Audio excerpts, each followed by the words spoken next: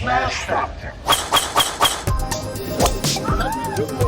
Ripping driver, going for it. Oh my goodness. How about that tee shot? That is crazy how far that is. Wow. John Daly, take a back seat, big fella. How about that drive? That's an aggressive line. Man, that is beyond long. Look at this. He's just driven the green. He has just driven the green. I guess hello world, huh? Welcome everybody to the Smash Factor Week 29 on the 2022-2023 PGA Tour, the PGA Championship, our second major of the year at Oak Hill Country Club in Rochester, New York. Should be an exciting one.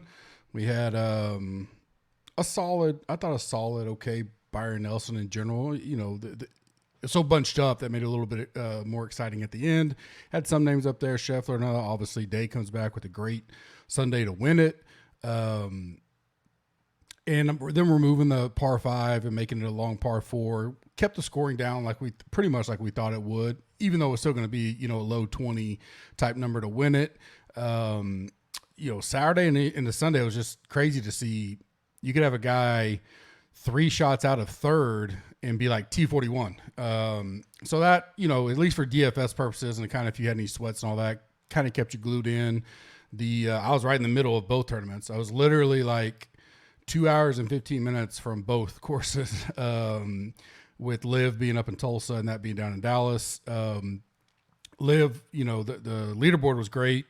Obviously I talked about them cutting off Sunday. Got a few different reasons for that, but and then some people say PGA does it all the time. I was like, I don't think PGA does that on Sunday. I've seen it Fridays for sure, or stuff like that. Saturdays when we've had weather delays, whatever, they'll flip it over to the PGA, Golf Channel or whatever. But I don't know, a final round, I don't think I've ever seen it where we, I'm sitting there watching it, obviously just flips to reruns of Family Feud. It wasn't a big deal. I was just curious why it happened that way versus. Because it wasn't like it flipped to like a main show, called 60 Minutes, which would have been on CBS normally or something like that. It was a rerun. And I guess depending on where you were, it was different shows. So it was kind of interesting on that. I mean, I pulled up the app, fairly quickly, and I was grilling out for Mother's Day for dinner. So I just had it on watching it. DJ gets a win. Cam Smith's right there. We'll see how that impacts, industry talk, ownership, stuff like that. Brooks obviously came in hot to the Masters.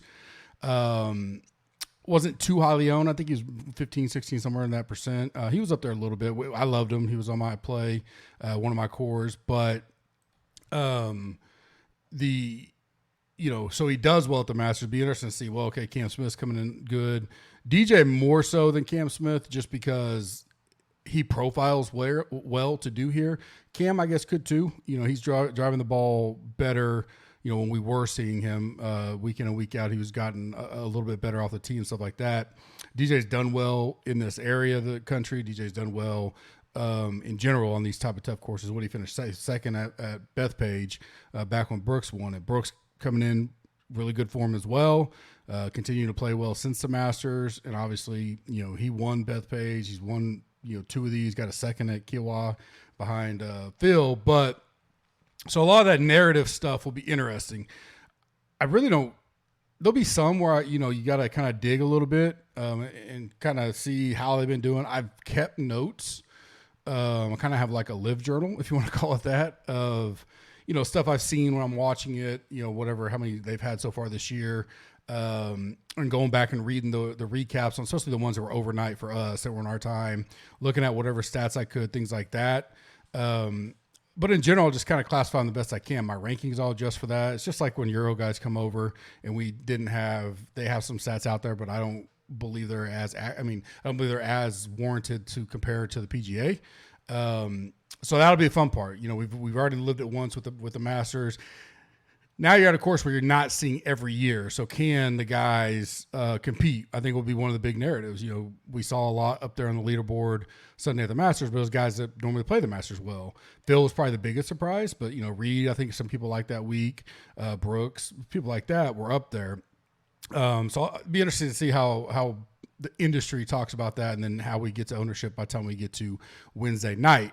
For me, recap from last week, only did 3 lineups, 2 5 of 6s, no 6 of 6. I min cash both the 5 of 6s, so I took it as a win. Basically a break even. Minus I tried some Qs that didn't get. So, try to get the 4 ticket. Dylan Wu was a big hurt for me. He was in my 4 of 6 lineup and one of the 5 of 6 lineups, and he missed a cut by 1. The other one I had Gerard, which was the first kind of bust at Dock of the Week in a long, long time. And did all right Thursday. He just did not play well at all Friday. +5 on that course. That was kind of worrisome. I was like, man, you go sideways on that course, but not like that. I mean, I almost everybody's at least shooting even or something like that. Especially Thursday, Friday, I wasn't playing that hard at all. So, but, grind on another week. Betting good on matchups. I hadn't recapped it yet just because it's been so nonstop today. This is late Monday evening or early Monday evening. Get this out Monday. Tonight will be more of the deep dive grind, get into tomorrow, get the content out. When I do my final thoughts pod, I always recap kind of how the betting looked. Didn't have a first round leader outright, so we know that, but had 3 pretty big dogs on Sunday that I released, +275, +375, +220. All released them as 1 stars. 2 of the 3 hit, so we made good profit there. Then did the parlay, very small little quarter bet, but 56-1 if all 3 would have hit. And Seimu Bay was the only one that didn't get it covered. But so I think that alone will get us, at least a decent week, maybe break even. But the match has been pretty good. Prize picks, I think I cashed some extent 3 out of the 4 days. Definitely will have that back up this week. I'll have the final thoughts pod Wednesday with round 1, and then the rest of the round 2 through 4 I put out with my matchup bets for each night once we get the new information. You can join now. Use the code PGA Champ, 30% off. This will last this week. If you notice the last month or so, I haven't done the codes at all on the pods. We reshuffled pricing around a couple months ago in line with kind of what we're delivering, reduced in some spots. And so the codes will really just be around for like the majors, NFL kickoff, some big events like that. So now's a good time if you want to check it out. PGA Champ, 30% off. If you want to do the full site, which basically gets you the Green Machine lineup builder, all the golf tools, NFL tools when you get to the fall. With that code, you can basically get it, $10 a week, $28 a month, under $200 for your entire year if you use that code. Or if you just want the content, which gets you the Slack still, gets you all the articles. You just don't have, if you're not a big lineup builder or tools type guy, you just want the content and hop out in Slack. It'll be about $5 a week, $14 for the month, $98 I think for the year if you use that code, 30% off. So go check us out if you'd like to. We launched the updated version of the kind of sweat tool we used to have on the old golf tools. This one we revamped a little bit. Still in beta version, but we did get it out and a little more customizable. We'll continue to update that throughout the weeks, but it'll be live for this week. It was up last week as well. So that's all part of all the tools. We don't add on any prices for that and whatnot. Listener League. Link is in the description. Up to 400 this week, 500 to first, 50 to 10th, flat payouts, limited rake, 3 max per usual. Last week's winner, Johnny Friday 69, had Hatton, Scott, Benion, Yeager, Palmer, Nunez. They're making some runs Saturday, even with my 5 or 6, because I had Palmer as well. So when he was up there, tied for first, things like that, things were looking like, man, this could be a really good week because he was so low owned. Even with the 5 or 6, and he fell a little bit down, but that's a solid lineup, especially without having the winter day, which I saw that in a few spots where some contests didn't have day in the winning lineup. So there's many different ways to get there. Last week, links in the description. Hop in now. Let's fill that up quickly. Like I said, this week we're at the East Course of Oak Hill Country Club in Rochester, New York. You can hop on the website and read Kenny Kim's full breakdown, or go check him out on his pod as well. He'll have his updates on Wednesday in that article as well. 7,400 par 70, 2 par 5s, 4 par 3s. I think it's 13 or 14 as a possible drivable par 4, and that's about it.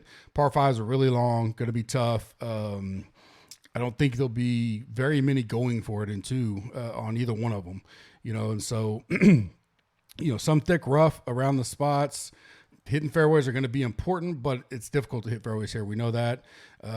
Many things we've read in the last week. I started doing my research. I watched a couple of the shows. I had one on CBS Sunday before the live coverage, and I watched some of that. That although they removed all the trees, and you'll hear that on all the pods you talk about, opened it up some. The fairways really didn't get much wider, so it's still going to be difficult. So it'll be interesting to kind of see how these guys play and attack it. Pressers, I think, will be interesting to listen to this week. We know the narrative of Bryson and Wolf. Bryson just bombing it down there at Winged Foot. Similar situation where he's like, everybody's going to be missing fairways. They're a lot more going to be playing out of the rough than usual. I might as well be further down. Obviously, it worked out for him.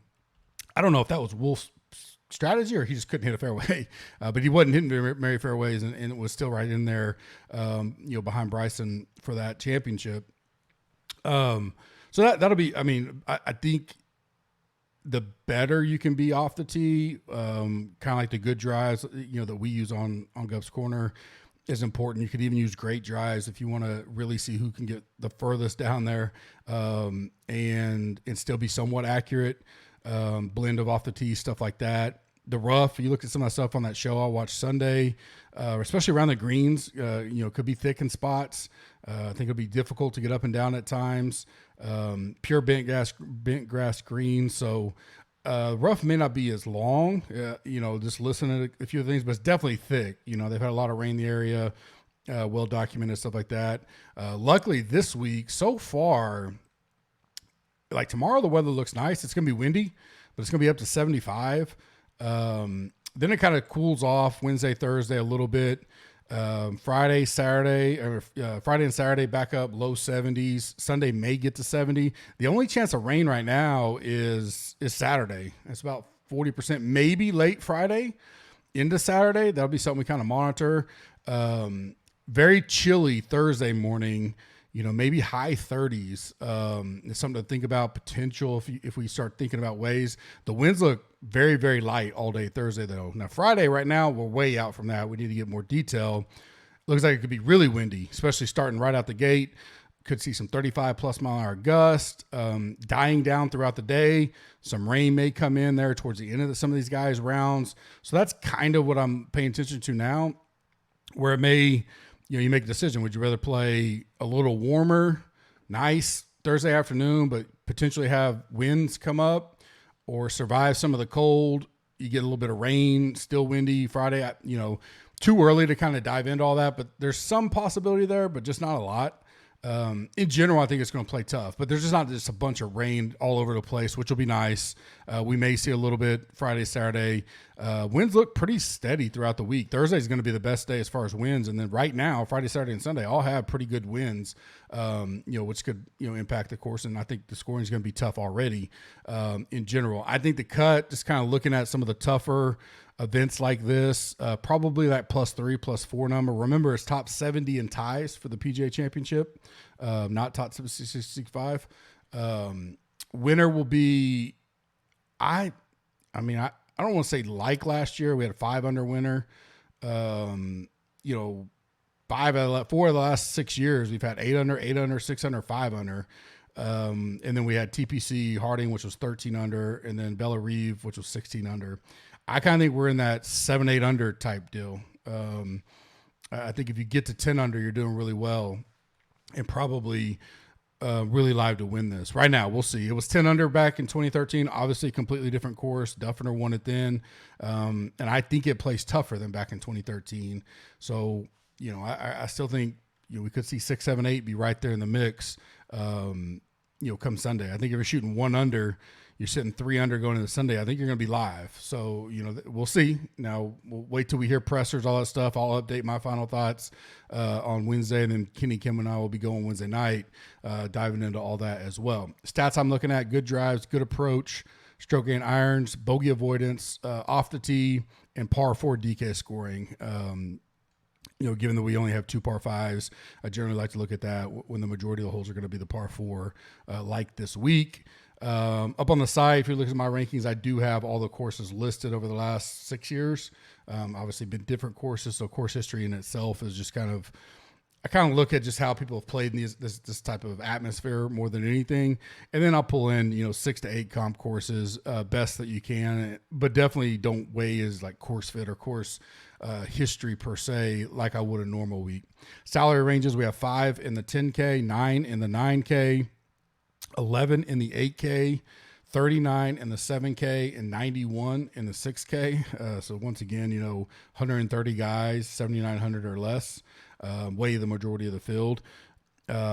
Sweet 16, like normal, but I'm going to give you a bonus guy like I do each major. Sometimes these big elevated events, I've done that, get a little more into it. 9K and above started out. I like Xander, $9,900, kind of the best buy pricing, to quote Tambo there. Coming in good form, second at Wells Fargo, fourth at RBC. He's missed 2 cuts of the last 6 PGA Championships, but when he's made the cut, 35th, 16th, 10th, 13th, 16th at Bethpage, which as far as PGA Championships go, I would say that's probably the closest recently that I would look at the results. Not toe for toe the exact same, but something to take a peek at. 13th in stats overall, 5th in recent form, number 1 in my course fit model. So those 6 to 8 that I put in there, spit it out how these guys have done over that. He was number 1, 30th in putting, just solid all the way around. Interested to see what the ownership is on him. Cause I kind of think like maybe if you flipped him and Morikawa or him and Brooks, how much of a difference does it make? One's showing 10,000 versus 99. I wonder if some people feel like, I can get down to the 9,000s to Xander. Does that boost him up? Is he popular this week? I have not listened to hardly anything yet. Especially on these kind of weeks, I don't get in. I used to be part of the big get everything out early. And then more times than not, it really just wasn't worth, like I wanted to be where I normally am at in the process, and putting out the early rankings and reshuffling them all because you want to pull in the current data, do new rankings. I'm more just spend the time studying and learn, listening. Like I watched that one show, I've watched some, listened to, read some stuff on the actual course and setup and all that kind of stuff. And then yesterday really got into getting into, prepping, getting ready for the tournament. And I'm getting this out, early evening Monday. So plenty of time to listen and go through it, but it'll be interesting to see with that pricing and where he's at, how many people does that boost him? I don't know. I like him. I don't play him all the time. If he gets super, super popular, I probably would have to think some things through, but I really think just with the way these elevated events and even these majors, with the way the live guys are built in, I think it spreads out pretty, across, especially when you look at the 8,000 above, there's only 25 guys there. So there will be some spots where there's definitely low owned, but I don't think anybody gets super crazy ownership, or the quote unquote chalk, where it pulls you off somebody. I think you just matter of don't spread yourself out too thin this week up top, where you don't have any leverage on anybody that does well. It's just something, we talk about a lot. Next up, Cantley, 9,700. Feels like good pricing for him. Third at Bethpage. Last year was the first year he missed a cut at the PGA Championship since the last 6. Before that, 33rd, 27th, 3rd, 43rd, and 23. A third at RBC, a 21st at Wells Fargo. Played much better at the Masters this year. The narrative of the majors and all that. He's done well at Northeastern courses in the U.S. 5th in bogey avoidance, 2nd off the tee, 2nd par 4 DK scoring, number 1 in good drives for me, 20th in putting. Everything looks really good. 48th in that course fit model, so not as strong.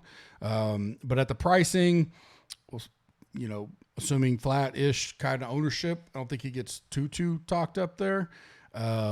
I like going there at 9,700. I don't mind starting those 2 in some lineups, if you want to skip the whole 10K range.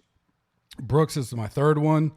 I was glad he didn't win because I really thought that would boost his ownership. I do think a lot of people thought he would not be in the 10K range. I think most would have thought Xander might have been up there, or maybe even a Cantley.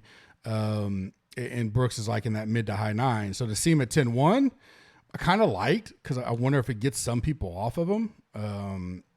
Just everything about this course to me screams the way that he plays and played in the past.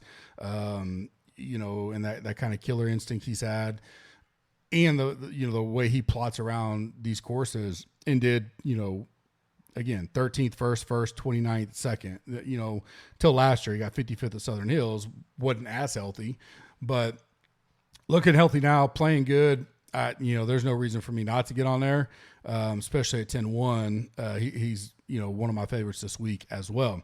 Bubble boys for me, Cam Young.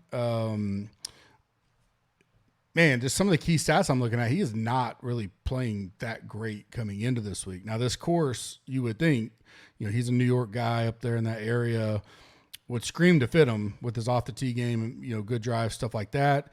59th at Wells Fargo, 51st at RBC. This will kind of be, to me, he burned so many people. I can't remember what week that was.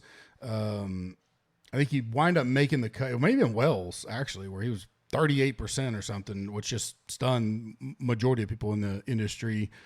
Barely made the cut, and then he finished 59th. So did that turn some people off? I will play him if I can get him at that reduced ownership, kind of off the radar. People go, man, I don't trust it. Now, if the narrative is the score should suit him super well, $92, I'm in. I had to think about it, and that's why he's the bubble boy. I've been playing him a ton. I play him all the time. Played him here last year. Had a huge year last year. I think I netted 50,000 at the PGA at Southern Hills.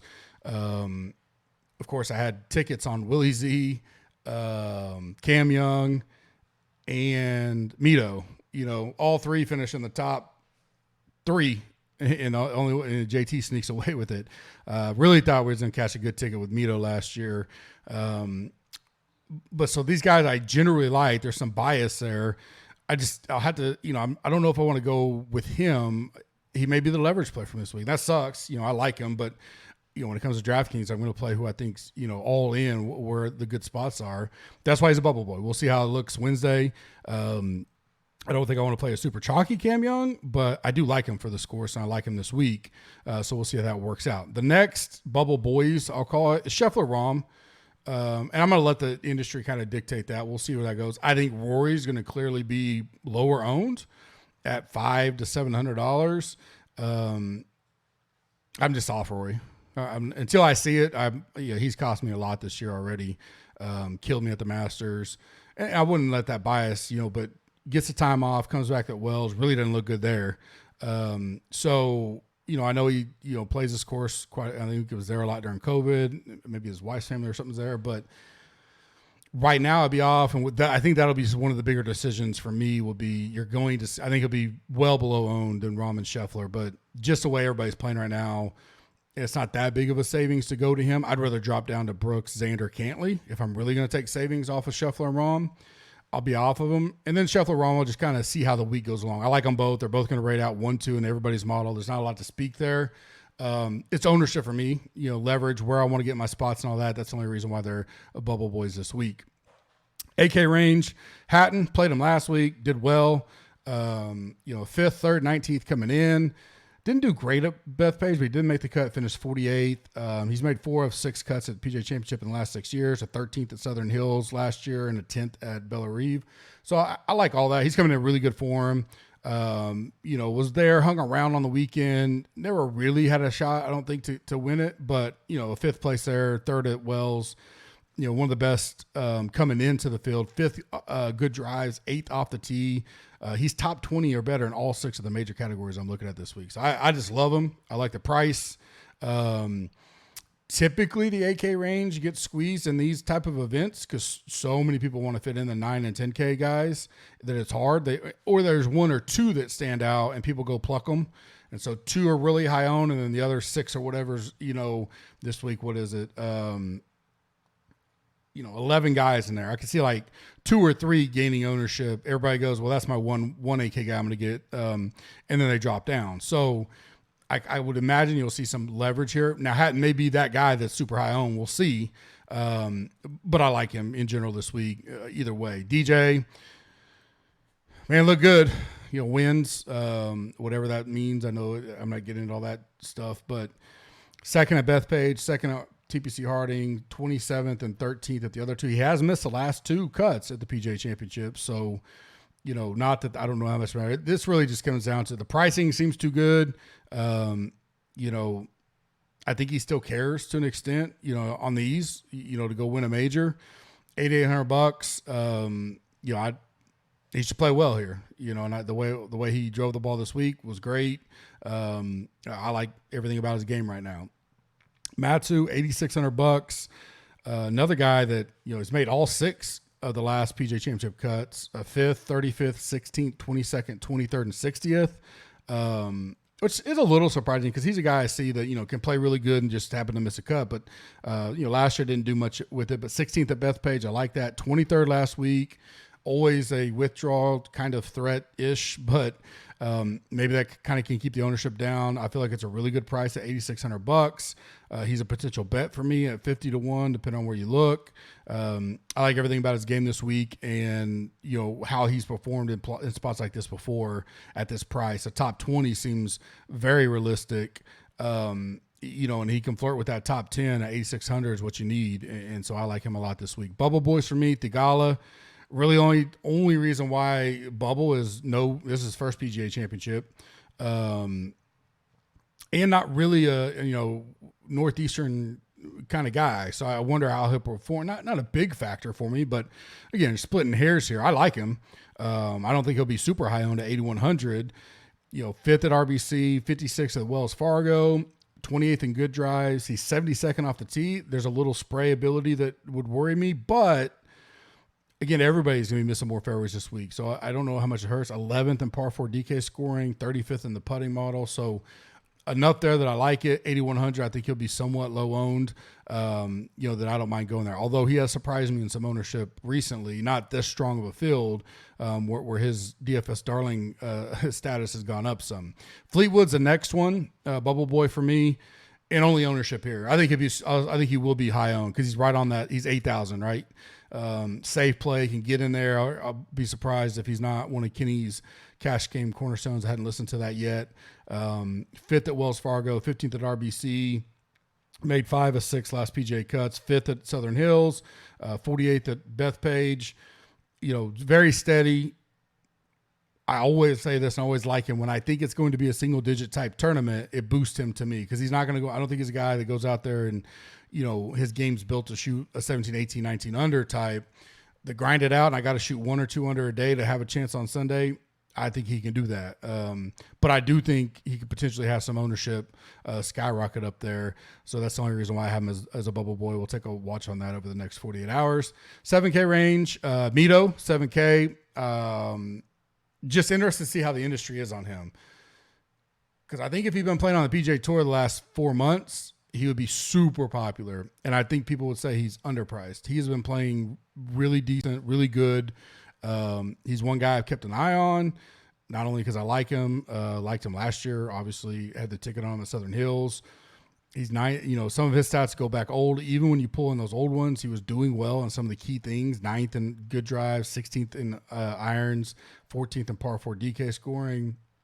That price just feels good. And a guy I don't mind playing at all. I would think in other circumstances he'd be super popular. We'll see how much he gets topped up between here and Wednesday. Taylor Moore, little Edmond, Oklahoma, local guy, been playing really well. Obviously got the win. Then 11th, followed up with 11th RBC. Not they weren't back to back, but he's been playing well even past that. 11th at RBC, 27th at Wells Fargo, his first PGA Championship as well. 15th in good drive, 16th off the tee, 30th in bogey avoidance, 4th in par 4 DK scoring. With all those, he's 14th in the field on the putting. So really like him. Great price. Good solid core potential there for me. Corey Connor, 7,900. 64th at Bethpage. So, and that may have been actually the first year maybe when he won Valero, that got him into the PGA Championship. Missed cut at Harding, 17th at Kiowa, and missed cut last year. So mixed results the 4 times he has played. He's coming in really good form. 31st at RBC, 8th at Wells Fargo. He's 8th in good drives, 18th in good approach, 15th in off the tee, 17th in par 4 scoring. Putter's always going to be a deal with him. I downgrade that a little bit in a week like this, especially at that price, 7,900. Now he's one that could get a little steam up in that 7K range. He's typically popular, in these spots, but if not, again, I don't think anybody down there gets super, super popular, but I like him a lot this week as a good, again, right there with like Taylor Moore, a good solid core piece in that mid-priced area. Some bubble boys, Wyndham Clark, coming off the win. His game should fit here really good. Does he get steamed up? His last three, a 29th, a 24th, and a win. 14th in stats. There's nothing that just sticks out at all that would make him not a good play, other than his 2 PGA Championships. He missed a cut and got 75th, but I would say he's probably playing some of the best golf he's played ever on the tour, especially coming off the win. Does he get super popular at that price? One reason why he may not, the other bubble boy I have is Fowler, who we know gets popular. You kind of put him in that Spieth era where, when they're on and going, people love to click that name, especially on weeks like this. And even when he's not been playing great, he's had a pretty good history at PGA Championship these last several years. A 5th, a 12th, a 36, which was at Bethpage, a miscut, an 8th, and a 23rd. He's coming in off of a 14th and a 15th finish, 19th in good approach, 11th around irons, 17th bogey avoidance, 16th in putting, 31st par 4 DK scoring. So it'll be those two are the bubble boys, and it's because I'm interested to see, do they spread out enough that you can just play them, right? Those are just guys you like. You play both. Does one get more popular than the other? We'll see. I like both of them. We'll see how it shakes out Wednesday. 6K range, Kuchar. I was kind of surprised that he would be. He's looking like probably one of my favorite down there. Definitely hit or miss at the PGA Championship. 3 missed cuts, 3 made cuts. When he's made the cut, he's finished 9th, 8th, and 34th, including 8th at Bethpage, which kind of surprised me. He's coming in really good form, 19th, 23rd, 43rd. Really playing well all year, this year. And we've seen a few of this. Justin Rose type deal. Jason Day wins. He's coming back in form. Fowler. Good price, $6,900, opens up the top of the board a little bit for you. I don't think anybody in the 6K range really gets too super chalky this week. But he's the guy I got my eye on for sure. Hayden Buckley, 6,600. We know he can, bang it off the tee, 18th in good drive. He's 10th off the tee, 10th in good approach, 30th in par 4 DK scoring. He hadn't played a PGA Championship, but 5th at the RBC, 43rd at Wells Fargo. I like just about everything about him, especially the price, 6,600. He's definitely a guy I got my eye on, potential, not core play, but definitely a good filler down there. I'm not going to have a ton of 6K guys, but he's one I like. Brendan Steele, another one kind of like Mito that I think he came out blazing last week, shoots 7 under round 1, then kind of cooled off a 1 under and a 2 under. But, he was playing pretty good golf before he moved over to live. A 9th at Southern Hills last year. He did not play Bethpage. 22nd at Harding, then 77th at Kiowa. 2 missed cuts at Bellerive and Quail Hollow. The stats we do have for him, which he's left more recent. I think Waste Management was his final tournament, but 17th in good drive, 25th and off the tee. There's enough there at that price. I like Buckley more, but I don't mind looking at some Still, as a flyer as well. Eric Cole is a bubble boy for me. Only just, he's a guy I got my eye on. He's not real strong on driving. Little deep dive there. I think he could grind out though. 6,800. He's just a guy I got my eye on. I'll do some diving, see if he can putt. We saw that, and we've seen that at times. But at this price range, he's someone that I'll take a deep dive look and see how we look there. And then Patrick Rogers, $6,700. 19th at RBC, 10th at Mexico. He did miss the cut at Wells Fargo.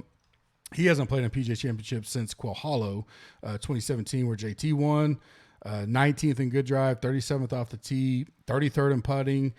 There's enough there on him as well. Again, I don't mind taking flyers. I only give these guys are going to be super high owned, and I'm going to figure out how big my pool needs to be and what kind of contest I'm doing. But he's definitely on the board for me. Fades of the week. As far as high up price guys, 2 guys I don't have a lot of love for right now is Morikawa and Spieth. I kind of wish the Spieth injury didn't happen because I don't think I like this place for him in general, but I know he's got the magic around the greens, all that kind of stuff. And he did well at Bethpage, 3rd, but I would have thought he'd be super. If he say just kind of had like a Scheffler type week last week, kept the momentum of how he had been playing, with no injury, I think he'd be really popular. He's one to be hard to figure out because people do still like playing him. I'm sure he'll get a presser, so that'll be one I'm listening to, see where he thinks he's at. Doesn't sound good when you're talking about a wrist injury and you're going to this course with some of the rough stuff. So, and then Morikawa, I don't think this course sets up well for him at all, and he hasn't been playing just super great anyways. Sleeper of the week for me right now, I'm going to go back to Liv. Abe Answer. 16th at Bethpage, 43rd at Harding, 8th at Kiowa, 9th at Southern Hills. Really surprised me to see that on his past history at PGA Championship. When we did have stats for him, second good drive, 19th off the tee. So I think he can hit it and be good. Is the rest of his game doing well? He's one I got marked. I'll get some notes out on him. Some of the stuff I've been watching with Liv, recently, and I don't know. He's not going to be above 5%. So he was a guy that kind of stood out to me as that's a guy I could play 7,500. I probably won't flirt 3 or 4%. So some gut feel plays that I like. Neiman, I'm kind of picking on some Liv guys here, but I always like Neiman. You guys know that. I'll go back to him. Did miss the cut at Bethpage, 23rd last year at Southern Hills. Keegan Bradley up in the Northeast Major. I don't mind going there at 7,700. Shane Lowry, 8,300. Another guy I don't mind going to. He's got a good PGA history. 48th at Quell, 12th at Bellarive, 8th at Bethpage, 66th at Harding, 4th at Kiowa, and 23rd at Southern Hills. So 6 straight May cuts. What is that? 4 inside the top 23, 3 inside the top 12. Not coming in the best form, but it's a major. It's some $8,300. I don't mind taking some shots there.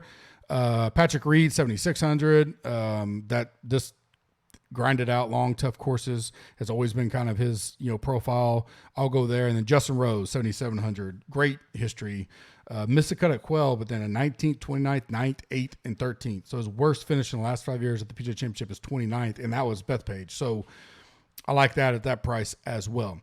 Betting top 5 of the pop and 2 long shots provided by Underdog and Prize Picks. I mentioned I'll have my Prize Picks out Wednesday on the Final Thoughts pod, and then each night.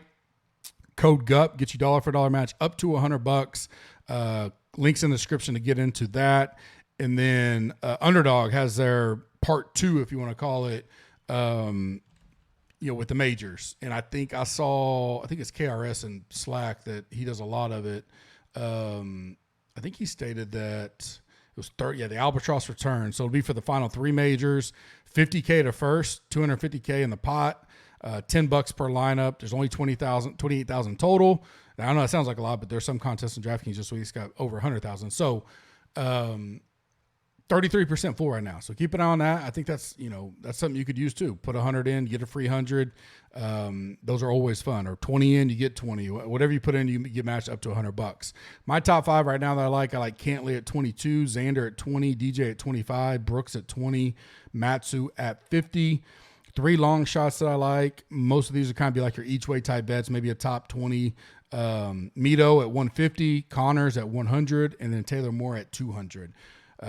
One and done right now. Preliminary top 5 for me: Cantley, Xander, DJ, Brooks, and Matsu.